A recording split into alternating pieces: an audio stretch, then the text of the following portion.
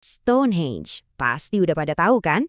Salah satu bangunan kuno paling ikonik tapi juga paling misterius di dunia.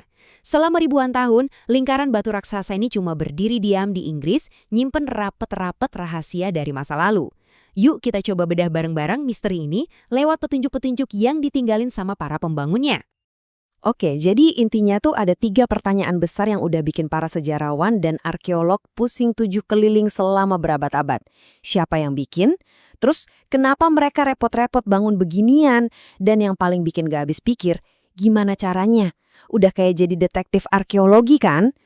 Biar kebayang segimana tuanya monumen ini, coba lihat angka ini. Pembangunan Stonehenge itu dimulai sekitar tahun 3100 sebelum Masehi. Artinya apa? Artinya bangunan ini lebih tua loh dari piramida Giza di Mesir. Jadi ini bukan cuma tumpukan batu tua biasa, ini warisan dari dunia yang hampir nggak bisa kita bayangin lagi. Oke, pertanyaan pertama dan paling dasar, siapa sih yang punya visi, punya organisasi, dan punya tenaga buat bikin mahakarya kayak gini? Selama ini jawabannya tuh cuma mitos dan legenda doang. Nah, untungnya sains modern ngasih kita petunjuk pertama. Coba lihat lini masa ini. Penanggalan radiokarbon nunjukin pembangunan Stonehenge itu selesai sekitar tahun 1600 SM. Sekarang lihat, kapan kaum Druid dan Romawi datang? Ratusan, bahkan ribuan tahun setelahnya. Jadi teori populer soal mereka, apalagi penyihir Merlin, udah pasti salah. Coret dari daftar tersangka. Terus, kalau bukan mereka siapa dong? Jawabannya ternyata nggak jauh-jauh. Cuma beberapa kilometer dari Stonehenge. Para arkeolog nemuin pemukiman gede banget namanya Durrington Walls. Dan ini bukan cuma dusun kecil ya, tapi diperkirakan ada 4.000 orang tinggal di sana. Ini bukti kalau mereka itu masyarakat yang super terorganisir dan canggih, bukan orang-orang primitif. Oke, pembangunnya udah dapet. Sekarang pertanyaan yang lebih dalam lagi, buat apa? Buat apa sih mereka susah-susah bikin monumen segede ini?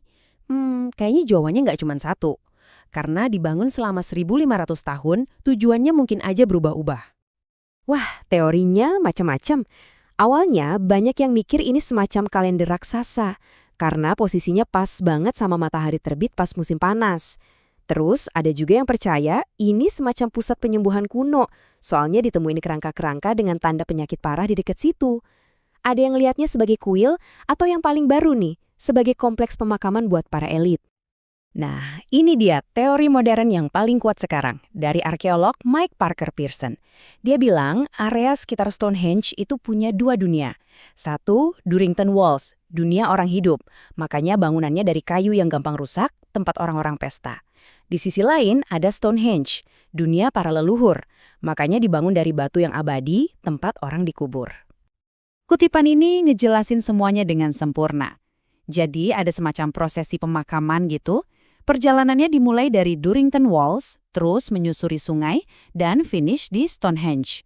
Ini perjalanan simbolis dari kehidupan yang diwakili kayu menuju kematian dan keabadian yang diwakili oleh batu. Keren banget konsepnya. Oke, sekarang kita masuk ke pertanyaan terakhir, dan ini mungkin yang paling bikin geleng-geleng kepala.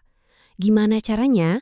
Gimana caranya orang zaman dulu, tanpa roda, tanpa katrol besi, bisa mindahin dan masang batu-batu segede gaban ini? Kita mulai dari tantangan transportasinya dulu. Jadi, ada 2 jenis batu utama di Stonehenge. Yang gede namanya sarsen, beratnya rata-rata 25 ton, dibawa dari jarak 32 km. Udah luar biasa kan? Tapi tunggu dulu, yang benar-benar bikin pusing itu si bluestone.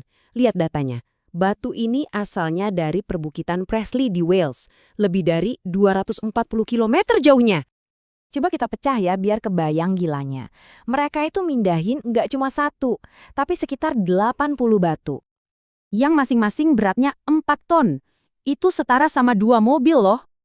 Dan semua itu dipindahin sejauh lebih dari 240 km.